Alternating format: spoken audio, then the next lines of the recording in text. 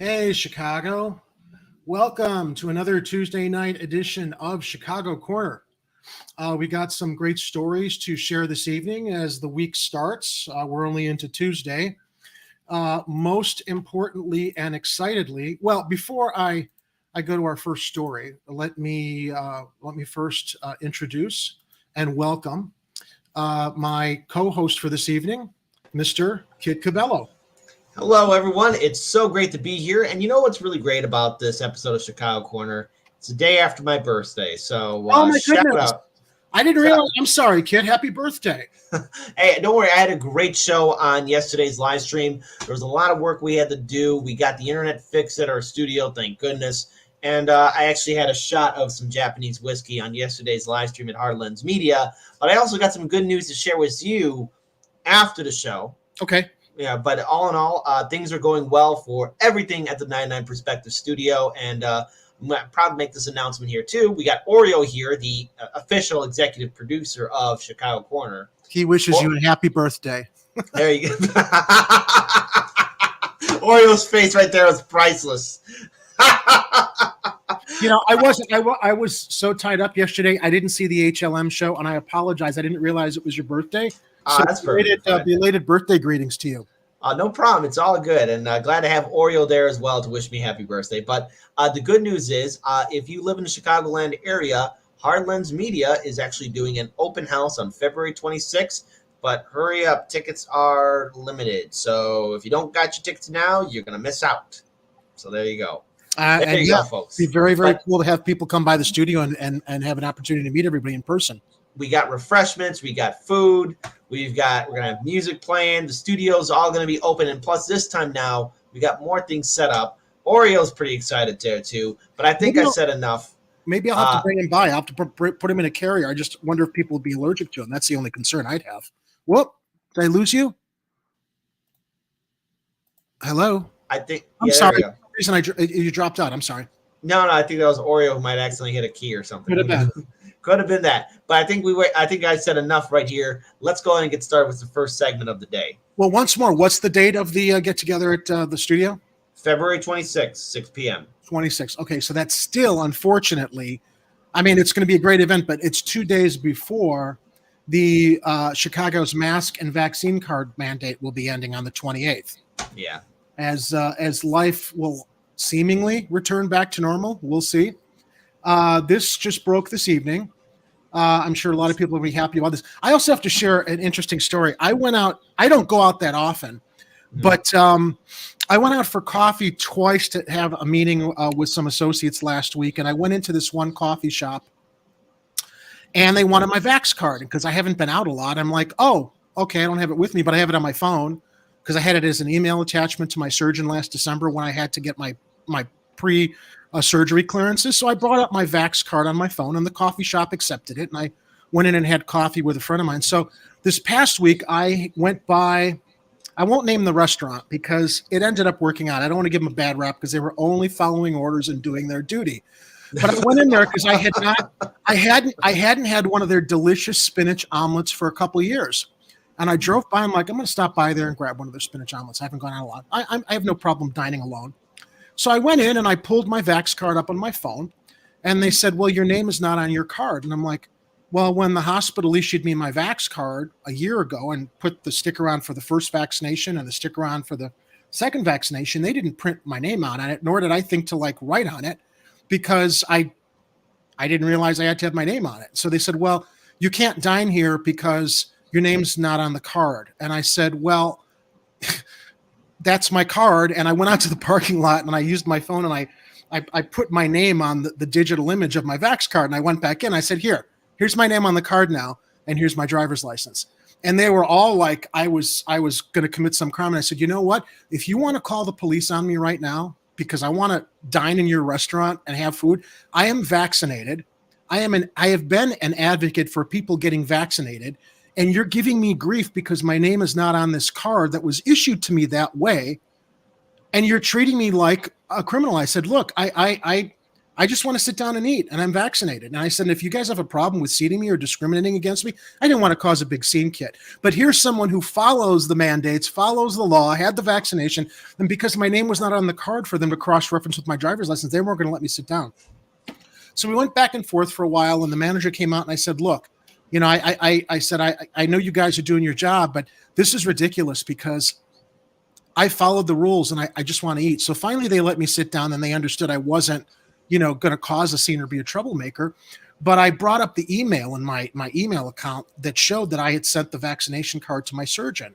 So it added a little bit more credibility. He said, yeah, but you're supposed to put your name on it. And I said, look, I didn't write my name on it because I didn't want to damage the card, number one. Number two, these cards were never designed so I can actually like put it in my wallet and carry it around without them getting dog-eared and damaged. Yeah. So, you know, it's like, I'm following the rules here, and I know you guys are too. But you know, this is like for you guys to deny me to sit down and eat is like me being at the airport and having to take off my shoes and my belt, because the moment I sit down at my table, I'm gonna have to take off this mask, right? So if you're going to be exposed to, it's all sense of security, and they agreed with me finally. But you know, I got to eat my delicious spinach, mushroom, and feta omelet.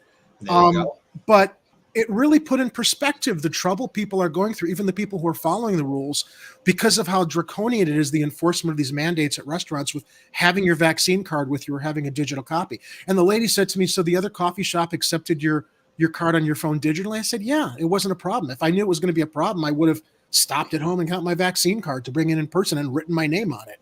But let's be clear about this. This whole thing with this card, masks, at this point, it's become a joke. Yep. Now, and the thing is, you have politicians and people in positions of power that basically don't follow the rules themselves. You have these celebrities telling us one thing and doing something altogether. You have these media pundits saying one thing and doing something completely different. It's all hypocrisy at this point. And I'm glad that it is ending on the 28th.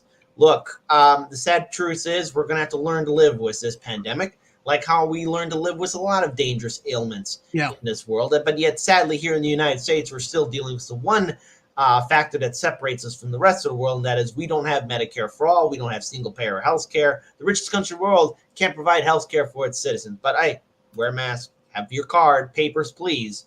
This is not right, and I think what happened to you was unfair, and I would be pissed off because I would speak out for you and be like, wait a minute, this is my friend. You don't have to deny him service. He's here. So look, at this point, it's got to end. All this madness has got to end. So what's going on with Lightfoot? And I want to say this too. I left the waitress a big tip, and I told her afterwards, as well as the manager, I said, look, I don't want to be a troublemaker. I know you ladies are doing your job, and I didn't mean to come down on you, but it's frustrating. You know, as someone, I said, look, I didn't want to I wasn't pulling this card as a card, but I said, you know, I have a weekly show on YouTube where I'm constantly advocating for people that they should have gotten vaccinated. I don't agree with the mandates, but I do think, you know, it's better to err on the side of caution. So they realized I was being reasonable and I wasn't trying to slip in there, you know, with some kind of a phony vax card. But here's what's happening now as we are told perhaps life will return back to normal, maybe.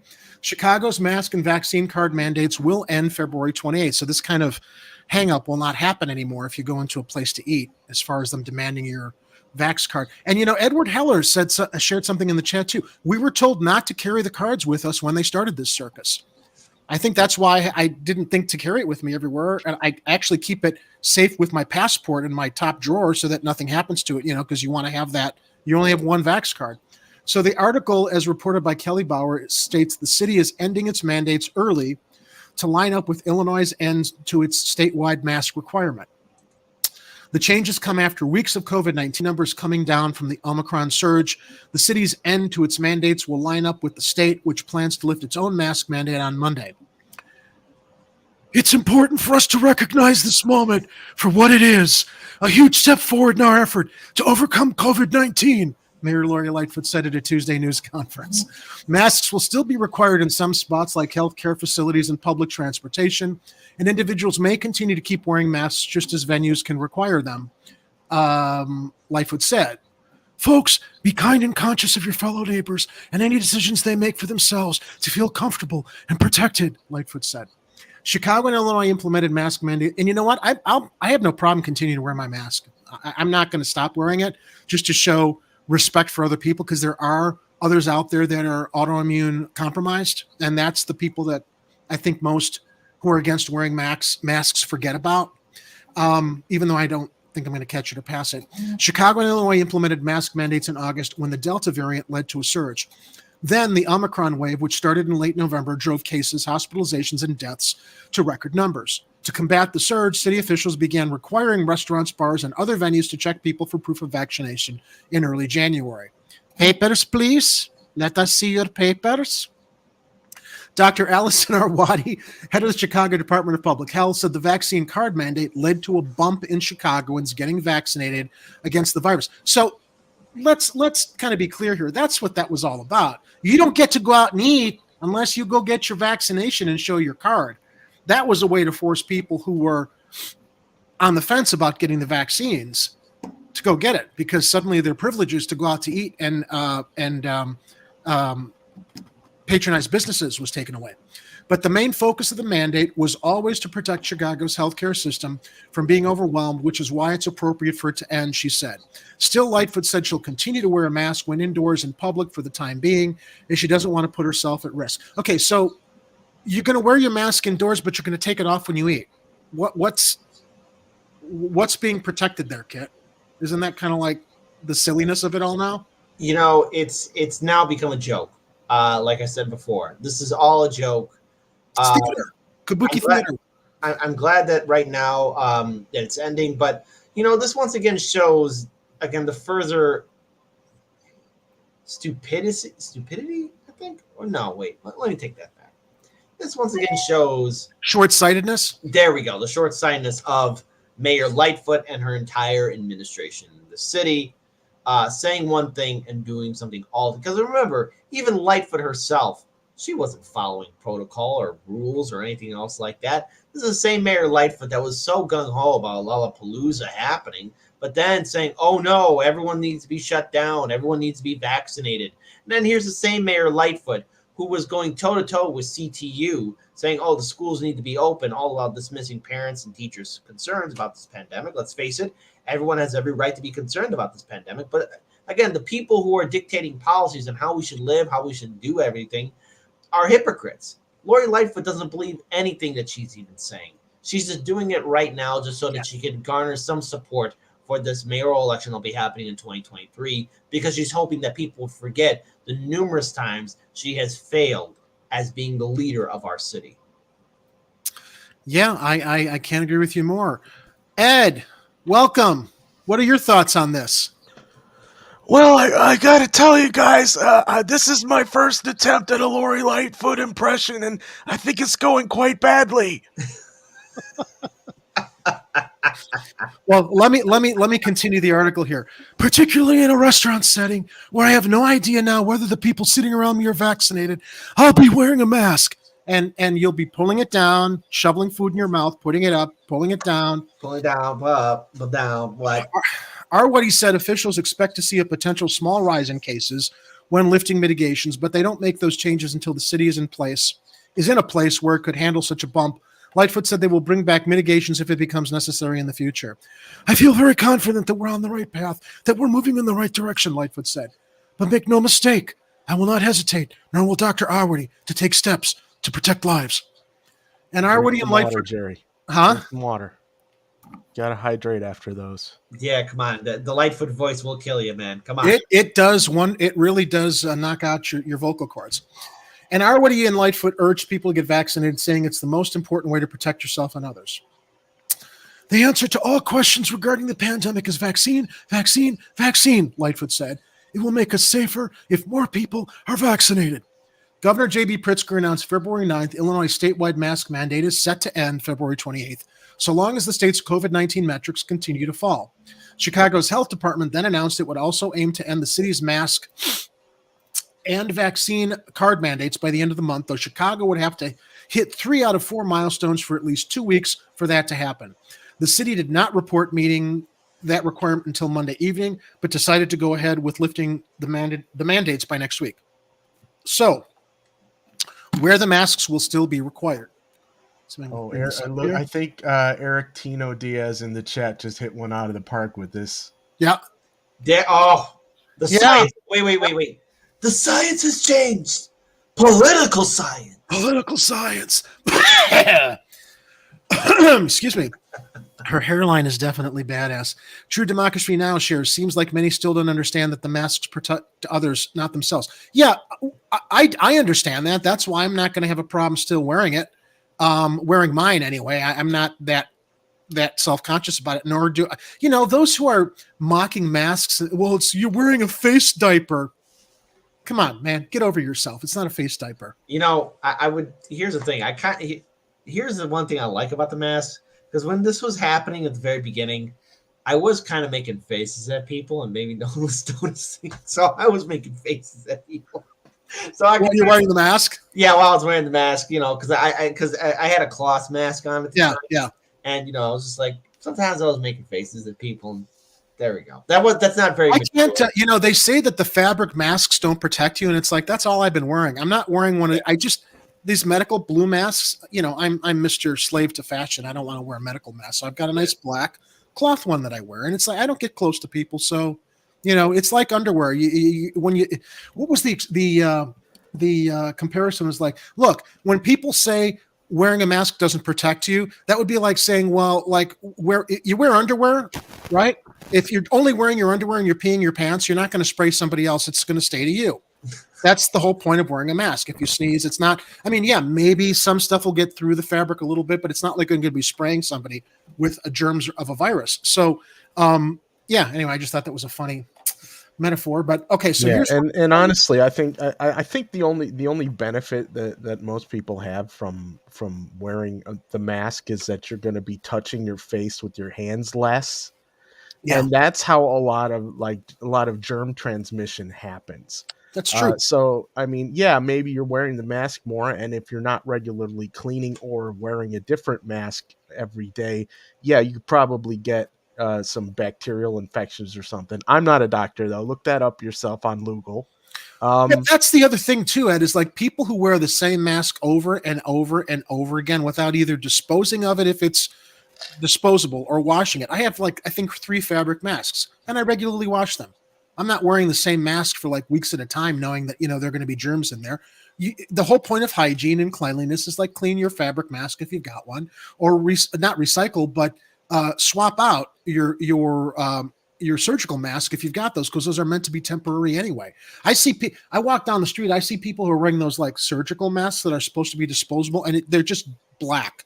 It's like it's gross, and they're just wearing it, for the whole sense of security instead of wear the mask, throw it away, get another one. Those are disposable for a purpose, for a reason. So here's where people are still going to be required to wear their masks. Chicago public schools, daycares, healthcare facilities, congregate care facilities, public transportation, including buses, trains, and airplanes, federal buildings in areas of high and substantial risk of transmission, long-term care facilities when in communal areas, in businesses that privately require mask use, when in municipalities like cities or counties that have mask mandates. You know what? I think that's reasonable. If businesses are not going to be forced anymore to potentially turn business away, as I shared earlier in the show with my experience, I think it's a fair compromise for now. Agreed. I think at this point, people just need to be following the actual science rather than following the political science. Yeah. Because the UK, they're a few weeks ahead of us. They're already basically throwing in the towel on the mitigations. They're like, okay, we seem to have hit the end of this thing, and the Omicron, whatever you want to call it, seems to have done a lot of good in helping people build immunity. I'm not saying completely, and everybody still if you're immune compromised or whatever, you got to take your own precautions, but you can't expect the rest of the world to continue to walk on eggshells because a handful of people are immune compromised. That said, yes, this society should be protecting them, but they should be protecting them by providing them with the medical gear and preventative measures and the proper masks that they need in order to not get infected by the rest of us dirty jerks. Yeah, well said. Here are the city's goals for ending its mandate and where Chicago stands with each. Chicago must report an average of 199 cases or fewer per day. It's reporting an average of 283. Positivity rate. Chicago's positivity rate must be at 4.9% or lower. It's at 1.5%. Hospital beds. Chicago must have an average of 249 or fewer beds occupied by COVID-19 patients per day. It's reporting an average of 239 per day. Okay, so that's actually good. That number's down now. ICU beds. Chicago must have an average of 99 or fewer ICU beds occupied by COVID-19 patients per day. It's reporting an average of 80 per day. So some of these numbers are coming down, but not all of them. Vaccinations. In Illinois, about 8 million people, or 63.51% of the state's 12.7 million people, are fully vaccinated against COVID-19, according to state data. Across the state, 18,543 vaccine doses are being administered per day. Still, that's a lot per day based on a 7-day rolling average. Illinois and Chicago have administered at least 21,024,696 vaccine doses of the 23,734,525 provided to them. City data shows more than 1.8 million Chicagoans, or 68.7% of all residents, are fully vaccinated, and 76.5% of all Chicagoans have gotten at least one shot. Everyone 5 and older is eligible to get vaccinated in Chicago. COVID-19 vaccinations are free and do not require insurance. Anyone can call the city's coronavirus hotline to get more information on how and where to get vaccinated in their community. And they share more graphs, more information here. Anyway, oh wait, the graph didn't come up. Yeah, the one positive thing about these free vaccinations is it shows that we can have free health care. They just don't want to give it to us. Yep. They don't want to do it. If there's one thing rolling out the vaccinations proved, that's what Medicare for All would be like. You go in, you give them your driver's license, your social security number, they vaccinate you, you're out. That was the example of what a public healthcare system is like. They had no problem doing it, except you can't let the people know that we can do Medicare for all. I can't let the government know. We can't let the media know we can do Medicare for all. If we could do Medicare for all, that means Big Pharma can no longer be on CNN, MSNBC, or Fox News anymore. Oh, no more of their commercials. Yeah. Sponsored by Jab Corp. So Eric Diaz shares there will be people who are going to be germaphobes because of mass formation psychosis. Yeah. That's going to mess a few people up for a while. But, also keep in mind, Eric, this is the one, as Kit said earlier, and I think someone else said in the chat, True Democracy Now! Said, seems like many still don't understand that the masks protect others, not themselves, and that's the autoimmune compromised. That's the people that's we still need to think quite about. noticeable on social media with the people who are saying, "Oh, even if they stop the mandates, I'm going to still wear a mask to protect myself." I'm like, "No, dude, that's not how that works." Yeah. Not how it works at all. But people want to be stupid. All right, moving on to our next story. This is interesting. This comes to us from WGN9. I'm going to play the video. Once again, a spotlight on the judgment of our honorable CPD. Let's run the video from WGN. A story WGN investigates first broke last week takes another unexpected twist. A man arrested this month for allegedly throwing heroin out of the window of a car owned by the head of internal affairs for the Chicago Police Department is the same person who provided police with the bad information that ultimately led to the botched raid at the home of Anjanette Young back in 2019. Kenneth Miles was arrested on February 1st and charged with possession of a controlled substance after officers say they saw him. I'm glad that they figured out the Juicy Smollier investigation, but with other investigations, this is the kind of guy, this is the kind of informant that they rely on. More than $6,000 worth of heroin from a vehicle owned by Yolanda Talley. the police department's chief of internal affairs. Sources tell police Wait, hold on. Miles was What? Who was that? So he threw. So let me read from the article here. Okay, so CPD Internal Affairs Chief Yolanda Talley. Okay, this is her. Okay. Oh my God. So apparently her niece was driving her vehicle. Now she's the chief of internal affairs, and her niece was driving the vehicle. And this jamoke was in the vehicle with the internal affairs chief's niece, and he was arrested after he was allegedly seen throwing more than $6,000 worth of heroin out of the car owned by Yolanda Talley, who's the chief of CPD's chief of internal affairs. And her niece was, I guess, driving the car at the time.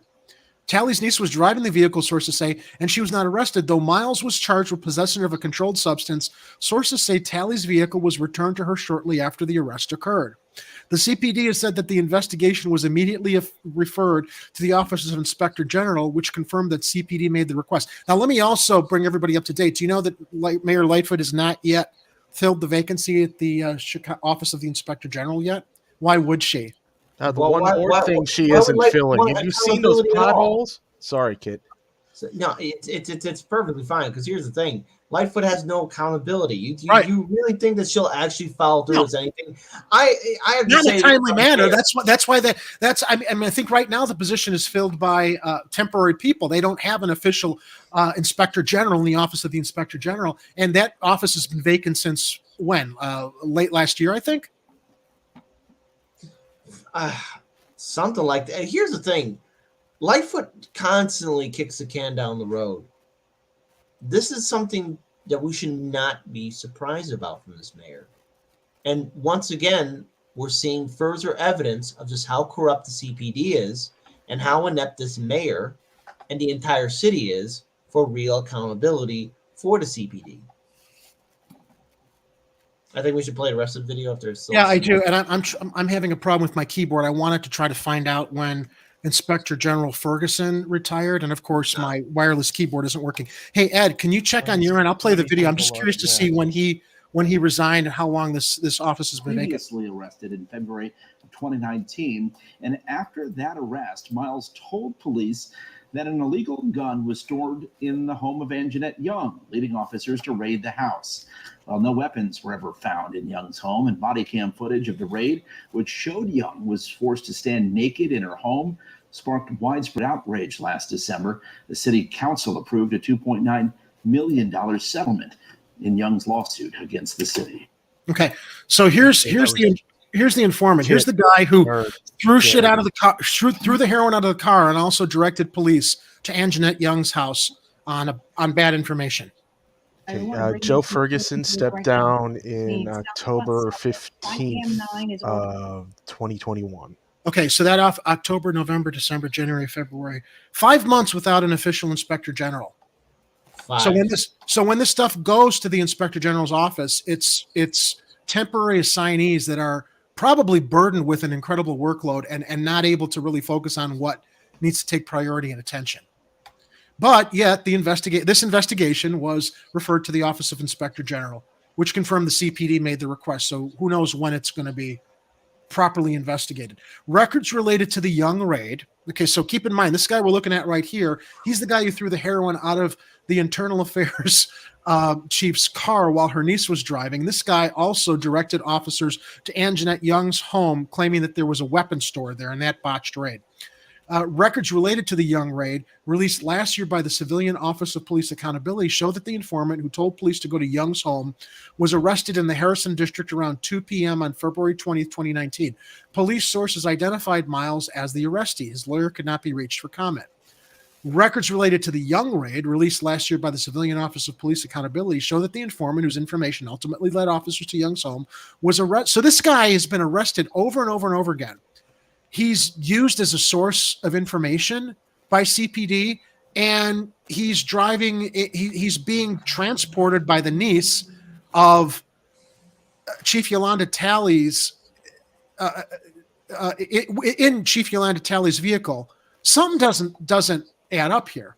Why are they relying on this guy who's involved? I mean, obviously he's like involved in illegal drug possession and maybe illegal drug dealing. And he's with the Internal Affairs. With Internal Affairs Chief Yolanda Talley's niece.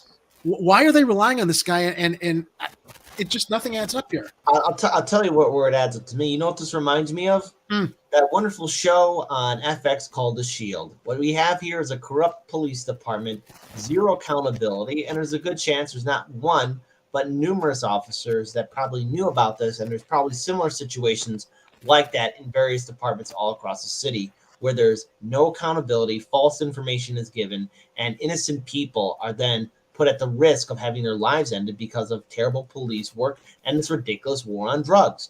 In Cook County alone, we have individuals that are still behind bars because of this ridiculous war on drugs. Nonviolent offenders. That's what's happening in our city. It's a long-lasting legacy, and it's something that Mayor Lightfoot and Governor Pritzker should actually address, but they're not going to do it. At minimum, this is incompetence and bad judgment. At worst, there's got to be some collusion or corruption involved in his relationship with all of the above. Yeah, it's all of the above, and yeah. We have to say that because this is what to expect from the city of Chicago and its inability to hold those in power accountable. Ed, your thoughts? Any? I don't know what else to say. It's shocking to me. It's like, this internal affairs person, her niece gets caught in a car with a guy who throws heroin out the window. And it was must have been dating him, right? That's what I'm wondering. That's what you have to wonder. She's driving her aunt's vehicle. Mm-hmm. And then, who knows? Maybe he got a special deal and flipped into an informant, and then they got him working undercover. We don't know, but it sounds like a great TV show, though, right? It certainly leads to it. Certainly like a new season of The Wire. No. Yeah. We'll call it the Chicago Connection. There you go. Chicago Connection.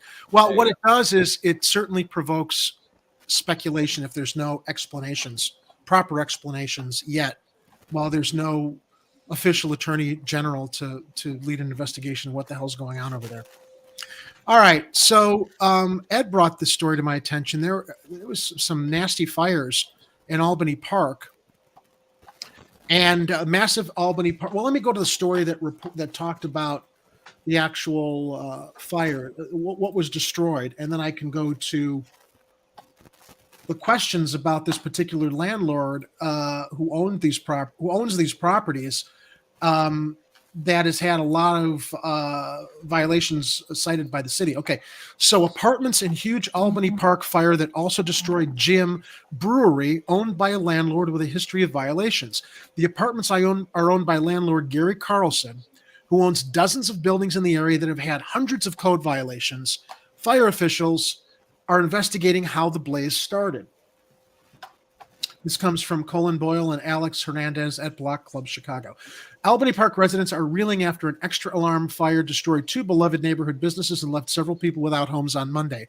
The fire broke out about 3:30 a.m. in a multi-unit residential building in the 4300th block of North Richmond, according to the Chicago Fire Department. Neighbors and witnesses said the fire started in a three-story building on the corner 4337-39 North Richmond Street and quickly spread to the Twisted Hippo Brew Pub at 2925 West Montrose Avenue in the Ultimate Ninjas Gym. The cause of the fire remains under investigation.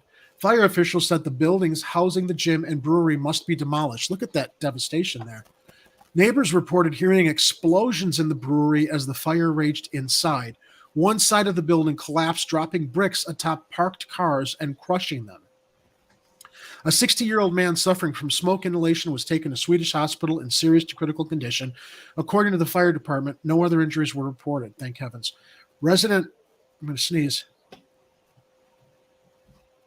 Excuse me. Thank you. Resident Joe Bradkey said the fire started in a building owned by landlord Gary Carlson that neighbors the brewery. Carlson owns at least 60 buildings with more than 500 apartments in and around Albany Park and Irving Park, according to the 2016 investigation by the Sun-Times and Better Government Association. Carlson's buildings have logged hundreds of code violations over the years, and more recently have been the sites of deadly shootings and other issues. Bradkey said residents of Carlson's building were known for partying, drug use, and throwing trash onto the roof of his building. State Representative Andrade also believed the fire started in the building owned by Carlson. You had a bad feeling that something was going to happen with that building, and it did, he said. Monday night, however, the fire department tweeted that the fire's point of origin appears to be between the commercial and residential building. Gangway has 2 stair sets. Fire appears to have started under one. Fire officials did not respond to multiple requests for further comment or clarification, but the apartment building has 2 sets of stairs out back. All right, so that's the devastation that we see. Now, this guy, Carlson, he's been on the city's radar for a while as far as violations. And there was a situation here in West Rogers Park where the feds and the local police raided a building over on Western Avenue that apparently was there was meth dealing out of there. There was prostitution. And within 2 days, they got a permit to destroy that building because of safety violations. So, the fact that building was there as long as it was, and suddenly they went in after a raid and discovered that there were safety violations that could cause trouble and tore down the building. I'm just wondering, I don't have an answer for this. What the process is for if this guy has had a long history of violations, wouldn't city inspectors be regularly visiting those buildings where the violations occur to see if these safety violations are corrected? Apparently not. Let me get into the Block Club Chicago article on Carlson now. He owns dozens of buildings in Albany Park and Irving Park, including the one that caught fire. We read the details. So the city does not track landlords in any centralized way. But the Sun-Times and Better Government Association revealed in 2016 that Carlson owned at least 60 buildings with more than 500 apartments in and around Albany Park and Irving Park. These are commonly known as slum landlords, right? Slumlords. They allow the properties that they own to just completely decay to a point where they kind of ruin the character of the neighborhood. They bring in crime, and then they will then sell off the property to developers that then gentrify and develop the neighborhoods into something else. That's kind of at the heart of what a lot of these slum landlord schemes are like. They'll basically let the city go to the neighborhood go to shit. And the fact that the city doesn't have a system to track these landlords, while the Sun-Times and Better Government Association says they were able to track it, leads you to wonder why it's like the city's just kind of turning a blind eye to these landlords who are letting these communities fester and decay into dangerous communities with building violations that could potentially compromise the safety of other people living there, and also completely compromise the safety within the community with crime and the types of people that this particular landlord is renting to.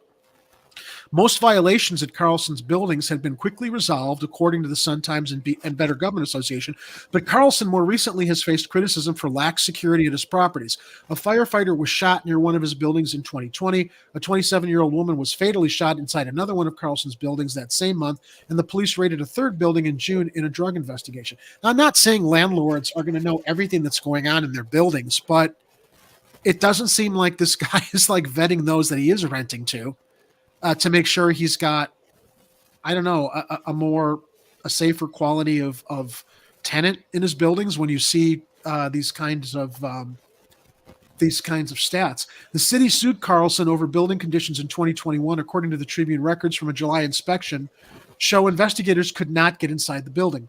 On orders from a Cook County judge, reporters returned to the building in November and found no smoke detectors. No smoke detectors? No smoke detectors in a common stairwell, defective light fixtures, and no emergency lighting throughout the building, the Tribune reported. Well, that's definitely an absentee landlord going on there. Thank I mean, God. I don't know you have to qualify it, whether if it's slumlord level or not, but I mean, some people are just going to go and they're going to buy buildings up and consider them an investment opportunity, and then they will just be as hands off as they possibly can. And and this guy apparently has been doing it for decades. I mean, we went and looked into the Sunshine website or whatever it is that shows who they're donating to for campaigns, and it was and you said he's got buildings in Irving Park and Albany Park, and those were typically the campaigns aldermans that he had been donating to. Not a ton, but it seemed fairly consistent for a number of years that he had been donating to the 39th Ward. And I think he had been donating to 33rd Ward for a little while. And who knows if he's paying people to look the other way, for city inspectors, even if the answer is you yes. You think? And the other question is yes. How well are city inspectors operating in the city? I mean, do they have enough personnel? Are there people actually doing this job right now?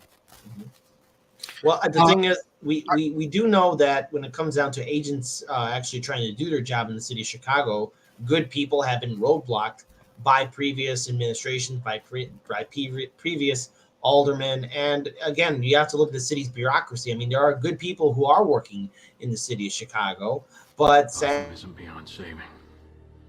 Give me more time. There are good people here. There are good people here in Gotham. There are good people here in Hell's Reach. But the thing is, sadly, those good people can't do their job, and of course they're going to be roadblocks. So can these inspectors do their job fully? Not in this current environment that they're in. When you see this happening so often too, Art brings up a good point in the live chat. Hey, Art, this speculation, this could be arson. It has to be investigated, but maybe this is to collect insurance. It does lead you to wonder. I mean, that happens a lot, and those types of arson for insurance schemes are not always uncovered. So, Big Mr. Firebird, I've seen the movie The Super with Joe Pesci. When I think of U.S. landlords, I think of him. Yeah, a lot of landlords in U.S. cities are a lot like the Joe Pesci character in The Super. And then there was that Goodfellas scene where they burned down the restaurant for the insurance money.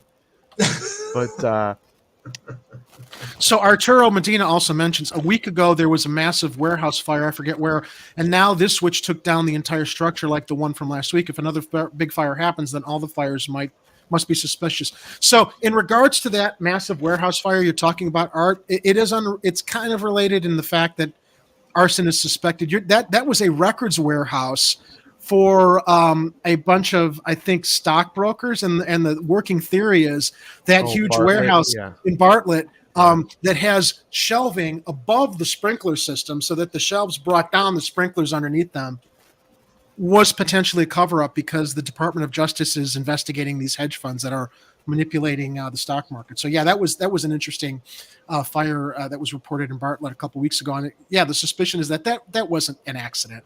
The sprinklers. Who? What Adele? Yeah, Citadel, the Citadel.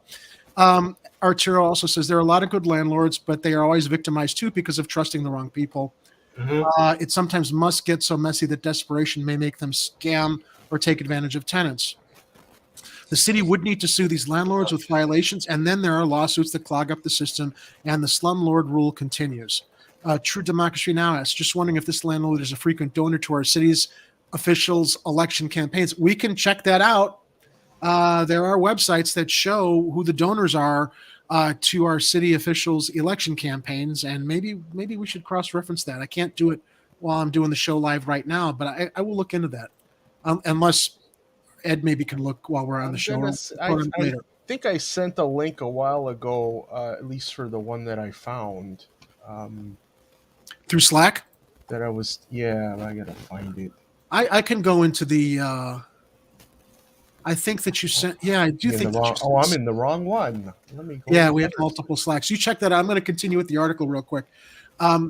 On orders from a Cook County judge, inspectors returned the building in November. Okay, so we have no smoke detectors, defective light fixtures. The judge ordered Carlson to install working smoke detectors immediately and fix the electrical issues by the next court date, which was scheduled 4 days before the fire, according to the Tribune. Representatives for the city's buildings or law department did not provide more information Monday. Alderman Rosana Rodriguez Sanchez of the 33rd said that she and Alderman Carlos Ramirez Rosa of the 35th have tried for years to hold Carlson accountable for the conditions of his buildings. Carlson has buildings in both wards, and their offices have coordinated efforts to get Carlson to fix a long list of violations at his properties, Rodriguez Sanchez said. And the 35th Ward office and our office have both been on his case for a very long time, at this point getting the city departments together to inspect his buildings and give him an ultimatum on what needs to happen.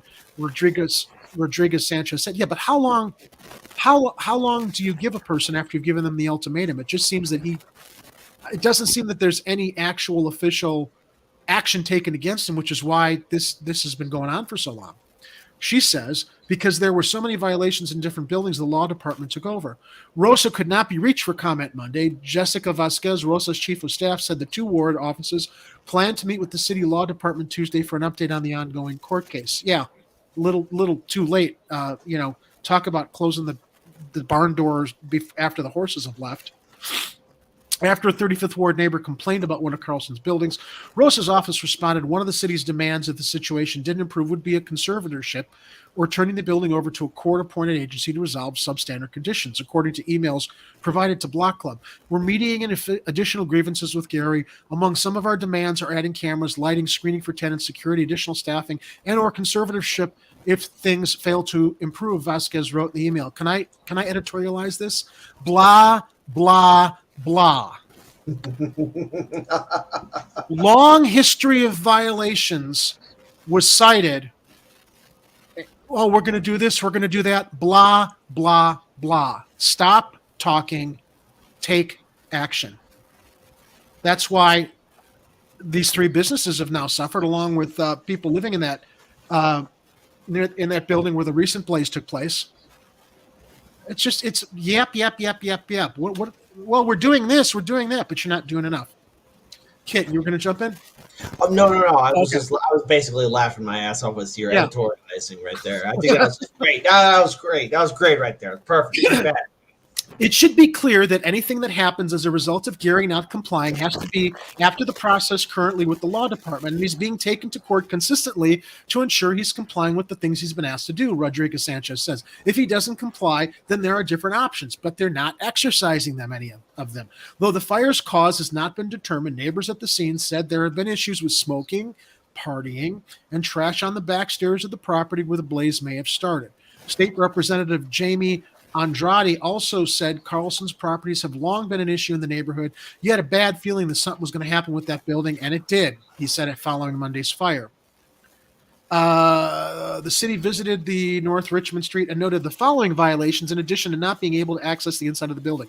Failure to maintain the exterior walls of a building or structure free from holes, breaks, loose or rotting boards, or timbers and any other conditions which might admit rain or dampness to the walls due to loose or missing mortar. Failure to repair or replace defective or missing members of porch system. Failure to maintain exterior door hardware in a good condition and repair it because the entry doors did not latch closed. Failure to maintain exterior service walks, passage, and areaways in clean, sanitary, and safe conditions because of broken concrete. I would say at 3, you shut down the building and seize the property. We're on 4 here. Now we're going to 5. Failure to screen outer doors, windows, and other outer openings adequately from April 15th to November 15th. Failure to remove gang graffiti. I mean, he's ignoring what they're telling him to do. What more information do you need that this guy just does not care? And he's probably, number 1, paying people off. Yep.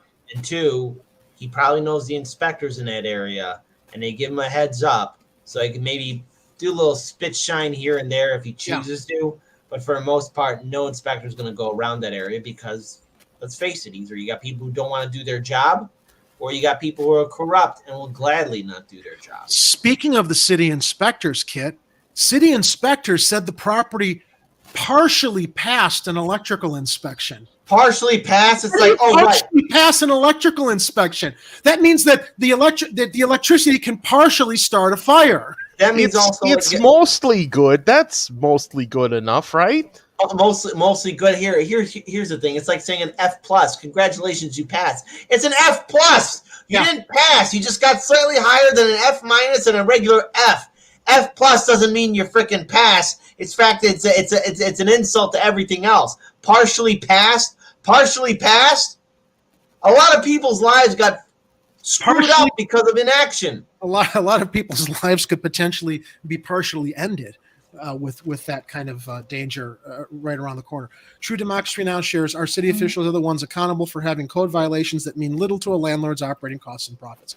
The city database does not detail violations from that, but in January, the buildings department approved a permit for Carlson to correct electrical violations indicated in a report after inspection on November 2nd, 2021, according to the city documents. That's after he partially passed the electrical inspection. I have an electrician working for me full-time. I have no idea what he pulled as far as the permit. I have no firsthand knowledge. I've got so many violations, Carlson told Black Club Monday. I think that I may set the Chicago, maybe the world record for the number of violations that I have. Wait, this guy sounds like he's Was bragging. he proud of that? I think that I may set the Chicago, maybe the world record for the number of violations that I have. I think it's a direct result of a mandate from Mayor Lori Lightfoot to ream me, steam me, and dry clean me as a result of that firefighter getting shot. Okay. Wow. With apologies to Mr. Cabello, can we have some democracy in the chat right now? Who thinks that this guy has more violations than the current number of potholes on the roads in Chicago today? Press 1 if you think it's the slumlord. Press 2 if you think it's the potholes. He's being discriminated against because of the firefighter that got shot on his property. That's what this is all about. He's made it all about himself, that he's a maniac piece of crap. He's the victim. Everybody in these properties that are not properly maintained are at safety risk, but he's the victim. I see a 1. I see 2 1s. I see a 2. Arturo Medina shares it's all corner cutting and basic hope that nothing goes wrong and there aren't any fire, any deaths, etc. Yeah. There are a lot of potholes, but I don't know. We're seeing some 1s in there. Building records show Carlson also received a permit January 31st to repair a northwest porch and fix stairs with uneven risers. Carlson previously told Block Club he's owned the building on Richmond since 2006, and it included 21 apartments. Red Cross volunteers were helping at least 9 displaced households as of Monday afternoon, Red Cross spokesman Holly Baker said. And there's what's left of the residence is there. CPD responds after massive fire destroyed Twisted Hippo Brewery, Ultimate Ninja's Gym, and an apartment building near the corner of Montrose and Richmond Street on February 21st. Well, I'm sure that there's going to be a lot more to follow with that particular story as the investigation continues into what was it arson or what? I tend to think that it might be related to those partial electrical corrections. If he's partially fixing things and not fixing everything, bad wiring in the building, it could be a variety of things. I'm gonna speculate it had nothing to do with arson, but the fact that this guy doesn't maintain his buildings is why this kind of a disaster can happen. Yeah, sometimes it's just so windy, and if something catches a spark, and then hits the right thing. But if that landlord's not taking care of his building and making sure it's fire resistant and stuff, I mean, he's still responsible, even if it was some random act of a ghost cow or something. Let's see. Oh my goodness, ghost cows. We hadn't thought of that. Kind of reminds me of somebody. If there is a house fire and while insurance adjusting the claim, they will use the excuse that the homeowner used a non-permit electrician and deny the claim. It's a tactic they rely on to not pay. Well, all right, so let's move on to our final story, which is I haven't had a feel-good story, I think, for a couple of weeks, but finally we have one. Can you believe it? This comes from Black Club Chicago. Madison Saavedra reports this. How about this? Every student at this Chicago school surprised with scholarship to go to college for free. Well, that's very good. How about that? All 1,600 students at Benito Juarez and Pilsen, a majority Latino CPS school, will get the full ride to public state universities and other partners colleges. Students at 4 other schools will be surprised soon. All 1,600 students at Benito Juarez Community Academy will get full scholarships thanks to Hope Chicago, a nonprofit that funds college scholarships for Chicago public school students. A parent or guardian of each student also can receive a scholarship according to Hope Chicago. The scholarship covers all costs, tuition, room and board, books and fees at any of Hope Chicago's 20 partner colleges and universities in Illinois. The list includes 4-year public colleges in the state, 2-year city colleges of Chicago, some private colleges, and trade schools. Students also will receive a $750 stipend at the beginning of each school year to use for any expenses they choose. Benito is just the first school to receive this good news. 4 other Chicago schools on the southwest or southwest sides will get the same surprise announcement throughout the rest of the week. As a quote, as a lifelong educator, I understand the barriers that college students face as they enter the higher education system, said Dr. Janice Jackson, CEO of Hope Chicago and former CEO of Chicago Public Schools, in a statement. Hope Chicago has a bold vision and an ambitious goal. With the help of the community, civic, and business leaders, we have the opportunity to redefine the education landscape in our city. There's supposed to be a video, but it's not on this page that I've got linked, just some photos. But now, my comments on this is phenomenal, right, Mm-hmm. Kit? But you and I talk a lot, and Ed too, about the TIF fund that the city has, that the mayor administrates, the slush fund. You could take the least amount of money from that TIF fund and probably do this in every neighborhood on the south and west side of the city to give students an opportunity to go to public college. I agree. That's That's the kind of investment in the community that we talk about. Instead, throw the money at the police department, overfund the police, throw more people in jail. Can you imagine how many lives it would change? Look, I tip my hat to Hope Chicago, but there's only so much that they can do. There's only so much money that they have. This is where a mayor could be an absolute hero, stepping forward and saying, you know what? We got so much money in these TIF funds. Why don't we do the same thing for all the schools in these underprivileged neighborhoods where schools have been closed and kids don't have the opportunities or the jobs to make money to even go to a public college? This is what we talk about with proactive, not reactive policies in Chicago to hopefully take more of a bite out of crime and all the other problem that we're seeing. Now, can you imagine if, okay, so I'm dreaming here, right? But can you imagine if an opportunity were given to so many of the kids that drift into gang life? Hey, you know what? You feel it's hopeless. You don't feel you have any opportunities. You know what? We'll send you to a public college for free. Will you take advantage of that? We'll give you the opportunity to try to help you out. Yeah. I don't know how many gangbangers would accept that or how many would take up that opportunity. I would like to think more would say, yeah, that's an opportunity. No one's, and maybe also be appreciative of the fact that someone believed in them enough to give them that opportunity. Yeah.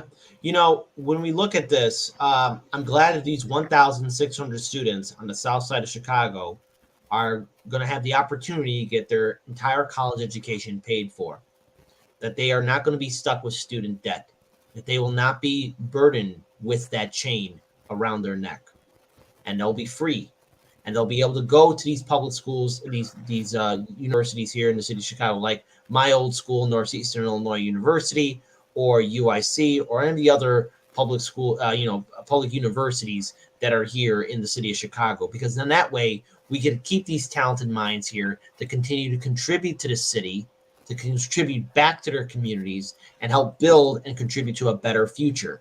Now, I want that to happen throughout all the south side and west side of Chicago, and yeah, even on the north side too, because let's face it, the entire city of Chicago is dealing with a lot of economic issues, and we need fresh new minds, educated minds to come here and reinvest and rebuild into the city, because this city is worth saving. There are good people here in Chicago. This city is worth it.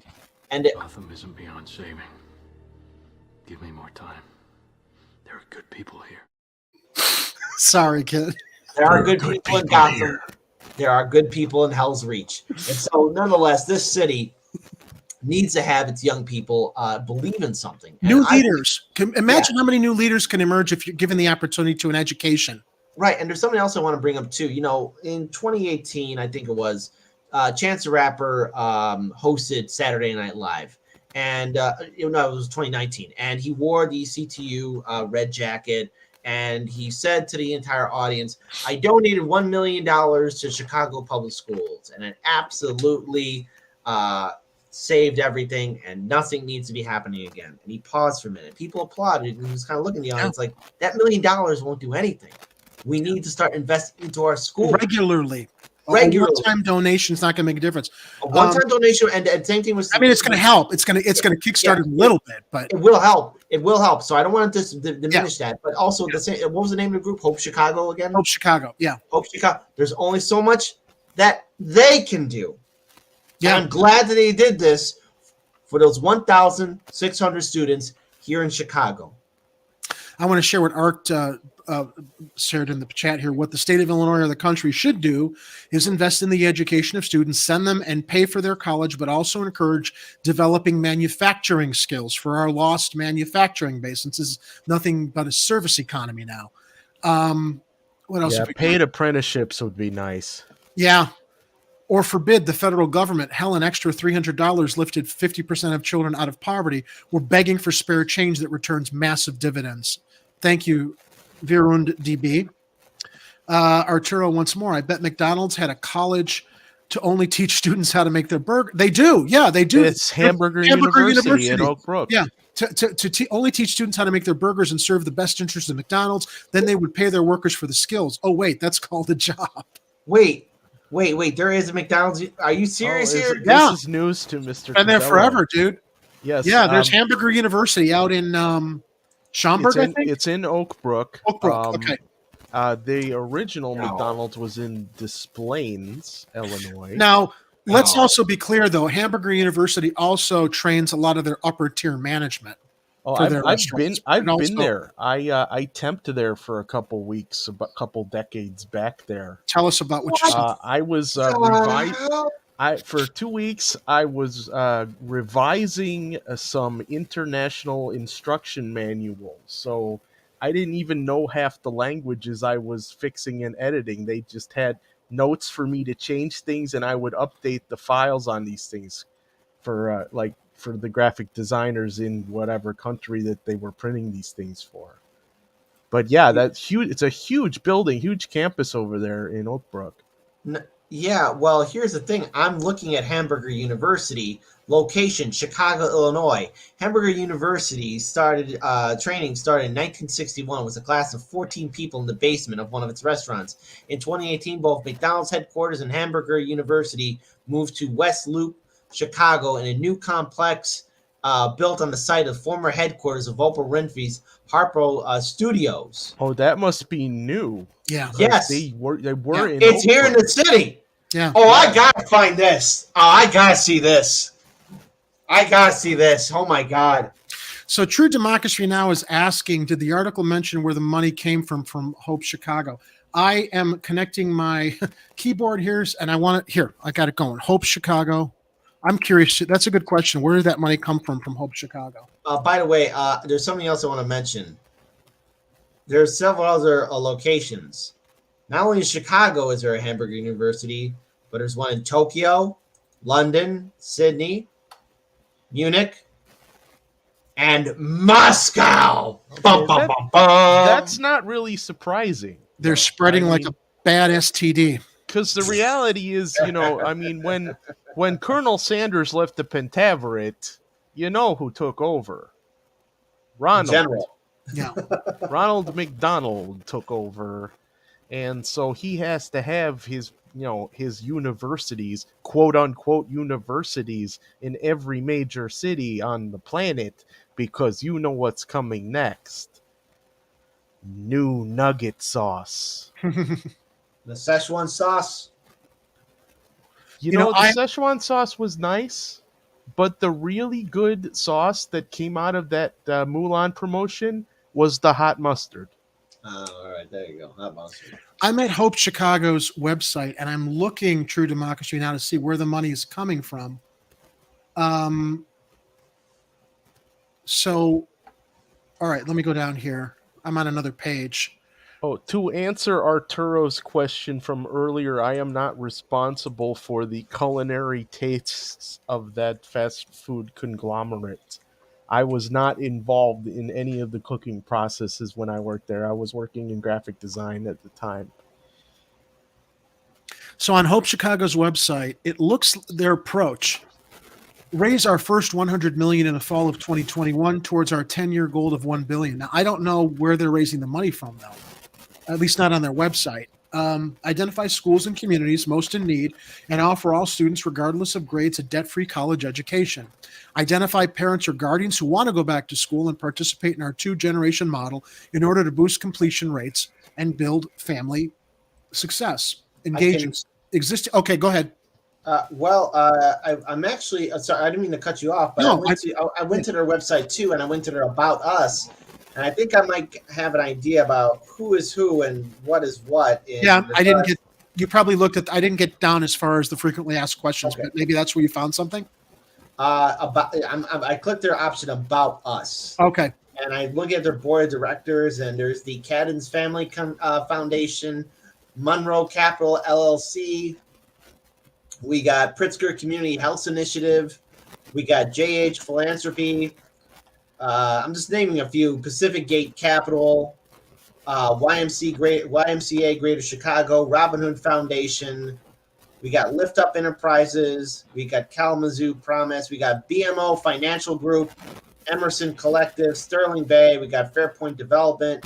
We've got, again, let's see what else we got here. We got BMO Harris Bank, In Capital LLC, Intersphere X, Chicago Cubs, the Chicago Club, Northwest Board of Trustees. We got a lot of people here who have a lot of positions of power here. It appears that Hope Chicago has managed to bring together the richest across the city to do something good. There are a lot of people on this list that, I look at Tom Ricketts at the Cubs. I'm just like, oh, well, at least, some of his money is good. Look, they're doing a good thing. And for all of our complaints about what Pritzker's not doing with pollution in Illinois, I will say that, their foundation does put money towards some worthwhile causes. And every once in a while, a broken clock is right twice a day, right? Yeah. Speaking of broken clocks, a certain Japanese ambassador also gave them some money. No, did he? God. Just looking at Illinois Sunshine, he gave him $50K. Well, that's like that's lunch money for him. Well, his committee did. Who knows if he actually is aware that? No, it didn't come from him. That's what he spends when he goes to that wine refuge with Rauner. Remember pictures of him? Yeah. No, him and maybe him and Rauner are going to visit Pete Buttigieg's wine cave. Wine cave, yeah. All right, so let's wrap up some of the comments in the live chat. Yes, it is, Mr. Art. Yes, it is. It's always surprising.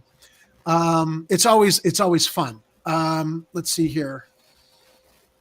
Jerry, movie idea: a school invests in Bitcoin and makes a lot of money for itself. That or AMC and GME. What else here? University coin. There you go. That's what you call that e-currency right there. So Big Mr. Fireberg is across the pond, and he says it's 2:30 over there. He'd better turn in. Great show as ever, folks. Much love to Chicago Corner and HLM. Well, thank you, Big Mr. Fireberg. We always like having you join us to learn as much about our city as we try to share with people here. So as our show comes to a close, Kit, anything else to share with our viewers, or Ed, anything you want to share? Well, I got some good news again. Jerry, I'll talk to you about it after the show. But all in all, we got our open house happening February 26th. If you don't got your tickets, you got to remember, you got to file online if you live in the Chicagoland area. But Chicago Corner, I'm not Chicago Corner, 99 Perspectives, we got an open house. We got food. We got beverages. We're going to have some pizza there. So we're going to have a great time. Can't wait for it. Excuse me. Bless you. True Democracy Paul makes a very good point here at the end. Sounds like some corporations are making donations to do what our government doesn't want to do for our citizens. Yeah. Yeah. Well, at least there's some good coming out of it. Ed, welcome back, and thanks for joining us tonight. Well, it's nice to be here. If anybody is interested in making Chicago-style pizza at home, you can go to realdeepdish.com. And there's a bunch of recipes on there and a lot of shenanigans in my articles where I try to throw some humor and some Chicago attitude into hopefully some entertaining articles and recipes. And Ed is also behind our initiative here to sell flavor improving mugs, the mugs that improve flavor. There you go. I don't think we pimped these for a while. And honestly, because I haven't remembered because you haven't joined us, Ed, but Ed is responsible for all the great swag in our online merch store. So there's a link below in the show description if you want to get a Chicago Corner mug or other stuff from our Redbubble store. Please jump over there, and there's a lot of great stuff there that you can pick up that will support the show and everything we do here. I'm especially a fan of the chocolate milk hot cocoa mug. There you go. The chocolate milk cows exist mug. I just saw your comment in the private chat, Ed. I'm sorry I missed that. I wouldn't have minded, but we'll do that next time a fire story comes up. So, all right, guys. Listen, everybody, it's middle of the week.